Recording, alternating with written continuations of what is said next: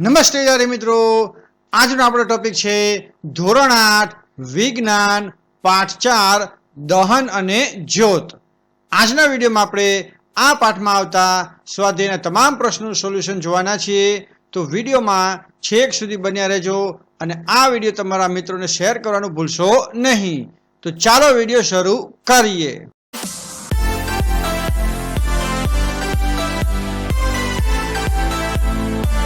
પ્રશ્ન નંબર 1. જે શરતો હેઠળ દહન થઈ શકે છે તેની યાદી બનાવો. દહન થવા માટે નીચેની 3 શરતો આવશ્યક છે. નંબર 1, દહનશીલ પદાર્થની હાજરી. તો દહન થવા માટે બળી શકે તેવો પદાર્થ હોવો જરૂરી છે. નંબર 2, ઓક્સિજનની હાજરી. દહનની પ્રક્રિયા માટે હવા અથવા ઓક્સિજનની હાજરી અનિવાર્ય છે. નંબર 3, જ્વલન બિંદુ સુધી પહોંચવું. દહનશીલ પદાર્થને તેના જ્વલન બિંદુ સુધી ગરમ કરવો આવશ્યક છે. પ્રશ્ન નંબર 2, ખાલી જગ્યા પૂરો. નંબર 1, લાકડું અને કોલસાના દહનથી હવા પ્રદૂષિત થાય છે. નંબર 2, એલપીજી એ ઘરમાં વપરાતું એક પ્રવાહી બળતર છે. નંબર 3, બળતર સળગે તે પહેલા તેને તેના જ્વલન બિંદુ સુધી ગરમ કરવું આવશ્યક છે. નંબર 4, તેલથી લાગેલી આગને પાણી વડે નિયંત્રિત કરી શકાય નહીં. પ્રશ્ન નંબર 3, વાહનોમાં સીએનજી વાપરવાથી કઈ રીતે પ્રદૂષણમાં ઘટાડો થયો છે તે સમજાવો. વાહનોમાં સીએનજી એટલે કે કમ્પ્રેસ્ડ નેચરલ ગેસના ઉપયોગથી પ્રદૂષણમાં નોંધપાત્ર ઘટાડો થયો છે. કારણ કે નંબર 1, સીએનજી એ સ્વચ્છ બળતર છે.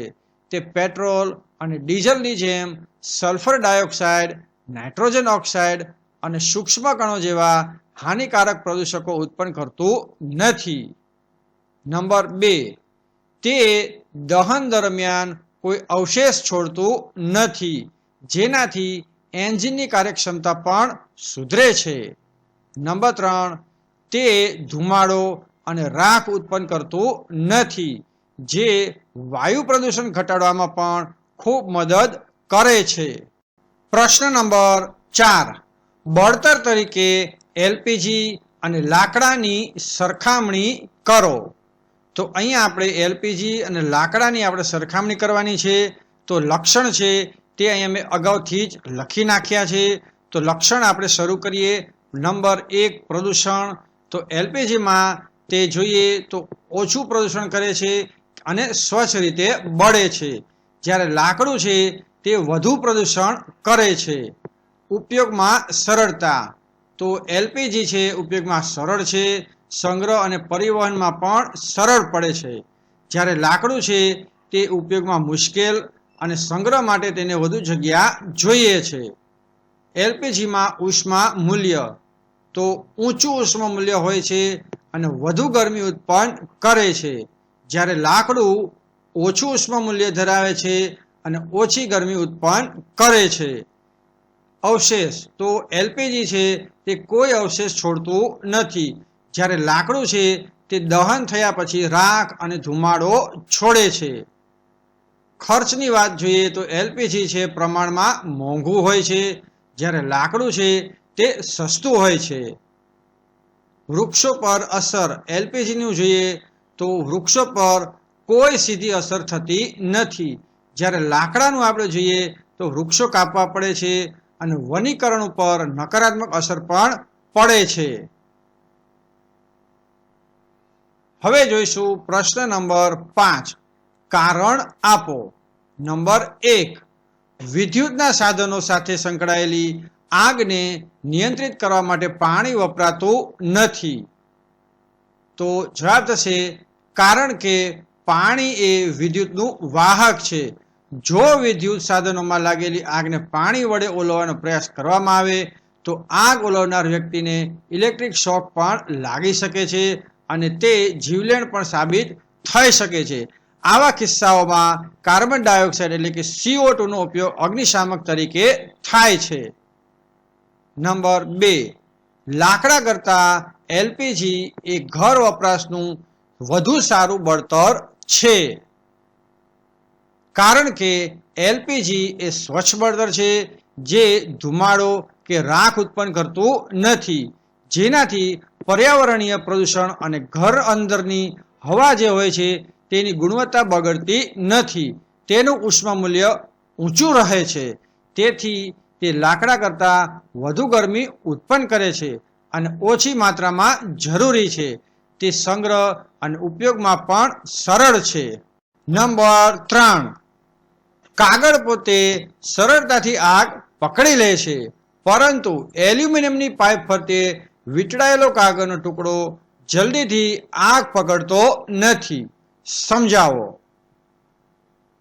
કાગળનું જ્વલન બિંદુ નીચું હોય છે, તેથી તે સરળતાથી આગ પકડી લે છે, પરંતુ જ્યારે કાગળને એલ્યુમિનિયમની પાઇપ ફરતે વીંટળાવવામાં આવે છે ત્યારે એલ્યુમિનિયમ ગરમીનું સુવાહક હોવાથી તે કાગળમાંથી ગરમીને શોષી લે છે અને તેને પાઇપમાં સ્થળાંતરિત કરે છે. આનાથી કાગળનું તાપમાન તેના જ્વલન બિંદુ સુધી પહોંચી શકતું નથી, તેથી તે જલ્દીથી આગ પકડતું નથી. પ્રશ્ન નંબર 6, મીણબત્તીની જ્યોતની નામ નિર્દેશવાળી આકૃતિ દોરો. તો અહીંયા આપણે આ રીતે તમારી ટેક્સ્ટબુકમાં આકૃતિ આપેલી છે, તે તમારે જોઈ અને દોરવાની રહેશે. મીણબત્તીની જ્યોતના મુખ્ય ભાગો 3 છે. તો નંબર 1, સૌથી બહારનો ભાગ એટલે કે સંપૂર્ણ દહન ઝોન. આ સૌથી ગરમ ભાગ છે. અહીં હવા એટલે કે ઓક્સિજનનો પુરવઠો પૂરતો હોય છે, તેથી મીણનું સંપૂર્ણ દહન થાય છે. આ ભાગ વાદળી રંગનો અને બિન પ્રકાશિત હોય છે. નંબર 2, મધ્ય ઝોન એટલે કે આંશિક દહન ઝોન.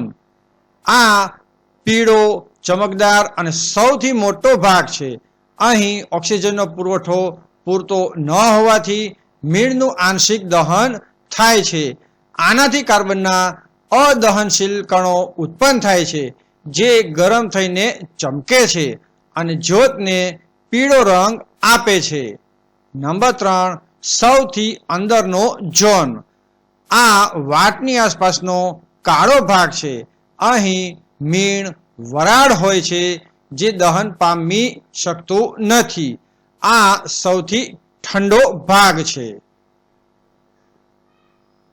પ્રશ્ન નંબર 7, બળતણનું કેલરી મૂલ્ય દર્શાવવા માટેનો એકમ જણાવો. બળતણનું કેલરી મૂલ્ય દર્શાવવા માટેનો એકમ કિલો જૂલ પ્રતિ કિલોગ્રામ છે.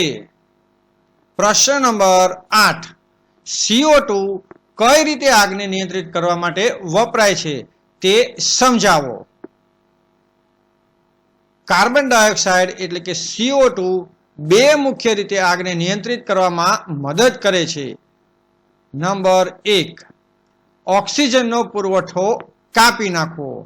CO2 એ હવા કરતાં ભારે છે, તેથી જ્યારે તેને આગ ઉપર છાંટવામાં આવે છે ત્યારે તે આગની આસપાસ એક સ્તર બનાવે છે. આ સ્તર ઓક્સિજન અને બળતણ વચ્ચેનો સંપર્ક તોડી નાખે છે, જે દહન માટે આવશ્યક છે. ઓક્સિજનના પુરવઠા વિના આગ બુઝાઈ જાય છે. તાપમાન ઘટાડવું. CO2 ને સિલિન્ડરોમાં ઊંચા દબાણ હેઠળ પ્રવાહી સ્વરૂપે સંગ્રહિત કરવામાં આવે છે. જ્યારે તેને મુક્ત કરવામાં આવે છે ત્યારે તે ઝડપથી વાયુમાં વિસ્તરે છે અને ખૂબ ઠંડો બને છે. આ ઠંડક પણ બળતણનું તાપમાન ઘટાડવામાં મદદ કરે છે. તેને તેના જ્વલન બિંદુથી નીચે લાવી દે છે.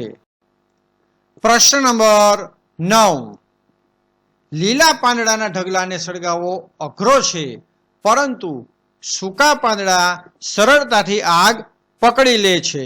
સમજાવો. લીલા પાંદડામાં પાણીનું પ્રમાણ વધુ હોય છે. પાણીની હાજરીને કારણે લીલા પાંદડાને તેના જ્વલનબિંદુ સુધી પહોંચાડવા વધુ ગરમીની જરૂર પડે છે. જ્યાં સુધી પાણી સંપૂર્ણપણે બાષ્પીભવન ન થાય ત્યાં સુધી પાંદડાનું તાપમાન વધતું નથી અને તેથી તે આગ પકડતા નથી. જ્યારે સૂકા પાંદડામાં પાણીનું પ્રમાણ ખૂબ જ ઓછું હોય છે, તેથી તેમને તેના જ્વલનબિંદુ સુધી પહોંચાડવા ખૂબ જ ઓછી ગરમીની જરૂર પડે છે અને તેથી તેઓ સરળતાથી આગ પકડી લે છે. હવે જોઈશું પ્રશ્ન નંબર 10. પ્રશ્ન નંબર 10માં સોની મીણબત્તીની જ્યોતના કયા વિસ્તારનો સોનું અને ચાંદી પીગળાવવા માટે ઉપયોગ કરે છે અને શા માટે? સોની મીણબત્તીની જ્યોતના સૌથી બહારના ઝોન એટલે કે નોન લ્યુમિનિયસ ઝોનનો ઉપયોગ સોનું અને ચાંદી પીગળવા માટે કરે છે. અને શા માટે? તો શા માટે જોઈએ તો કારણ કે સૌથી બહારનો ઝોન એ જ્યોતનો સૌથી ગરમ ભાગ હોય છે. અહીં ઓક્સિજનનો પુરવઠો સંપૂર્ણ હોય છે, જેના કારણે મીણનું સંપૂર્ણ દહન થાય છે અને મહત્તમ ગરમી ઉત્પન્ન થાય છે. સોનું અને ચાંદી જેવી ધાતુઓને પીગળવા માટે ખૂબ જ ઊંચા તાપમાનની જરૂર પડે છે, જે ફક્ત જ્યોતના સૌથી ગરમ અને બિન પ્રકાશિત ભાગમાંથી જ મળી શકે છે. પ્રશ્ન નંબર 11. એક પ્રયોગમાં 4.5 કિલોગ્રામ બળતણનું સંપૂર્ણ દહન કરવામાં આવ્યું. તેમાંથી ઉત્પન્ન થતી ઉષ્મા 1,80,000 કિલો જૂલ નોંધાય. તો બળતણનું કેલરી મૂલ્ય શોધો. તો તેનું કેલરી મૂલ્ય આ રીતે લખવાનું છે, તે તમે લખી લેજો. હવે જોઈશું પ્રશ્ન નંબર 12. શું કાટ લાગવાની ક્રિયાને દહન કહી શકાય? ચર્ચા કરો. ના, કાટ લાગવાની ક્રિયાને દહન કહી ન શકાય. નંબર 1, દહન. દહન એ એવી રાસાયણિક પ્રક્રિયા છે જેમાં પદાર્થ ઓક્સિજન સાથે પ્રતિક્રિયા કરીને ગરમી અને પ્રકાશ ઉત્પન્ન કરે છે. તે ઝડપી પ્રક્રિયા છે. કાટ લાગવો. કાટ લાગવો એ આયરન એટલે કે લોખંડનો ઓક્સિજન અને ભેજ સાથે પ્રતિક્રિયા કરી અને આયરન ઓક્સાઇડ એટલે કે કાટ બનાવવાની ધીમી પ્રક્રિયા છે. આ પ્રક્રિયા દરમિયાન ગરમી ઉત્પન્ન થાય છે, પરંતુ તે દહનની જેમ તીવ્ર કે ઝડપી નથી અને પ્રકાશ ઉત્પન્ન થતો નથી. તેથી કાટ લાગવું એ દહન નથી, પરંતુ એક ધીમી ઓક્સિડેશન પ્રક્રિયા છે. પ્રશ્ન નંબર 13. આબિદા અને રમેશ એક પ્રયોગ કરી રહ્યા હતા, જેમાં પાણીને બીકરમાં ગરમ કરવાનું હતું. આબિદાએ બીકરને વાટની નજીક મીણબત્તીની જ્યોતના પીળા ભાગમાં રાખ્યું. રમેશે બીકરને જ્યોતના સૌથી બહારના ભાગમાં રાખ્યું. કોનું પાણી ઓછા સમયમાં ગરમ થશે? જવાબ જોઈએ તો રમેશનું પાણી ઓછા સમયમાં ગરમ થશે, કારણ કે જેમ કે આપણે પ્રશ્ન 10માં જોયું તે મીણબત્તીની જ્યોતનો સૌથી બહારનો ભાગ એ જ્યોતનો સૌથી ગરમ ભાગ હોય છે અને અહીં મીણનું સંપૂર્ણ દહન થાય છે, જેના કારણે મહત્તમ ગરમી ઉત્પન્ન થાય છે. જ્યારે આબિદાએ બીકરને જ્યોતના પીળા ભાગમાં રાખ્યું હતું, જે આંશિક દહનનો વિસ્તાર છે અને તે બહારના ભાગ કરતાં ઓછો ગરમ હોય છે. આથી રમેશનું બીકર જ્યોતના સૌથી ગરમ ભાગમાં હોવાથી તેને વધુ ગરમી મળશે અને તેનું પાણી ઓછા સમયમાં ગરમ થશે.